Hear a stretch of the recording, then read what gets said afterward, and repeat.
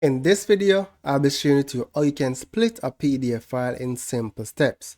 So you want to go to ilovepdf.com. From the home page, select Split PDF. Select the PDF file on your PC that you want to split. So I'm going to select this one here that says I love PDF merge. It's two separate PDF.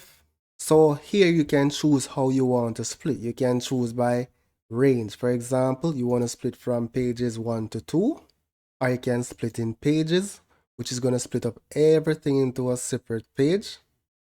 So the option is really up to you, right?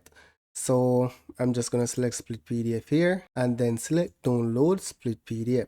So as you can see, it's in a zip file. So I'm going to open it, File Explorer, and here you can see the 4 different files that were created from splitting the PDF. And that's basically it. Don't forget to leave a like or comment on this video.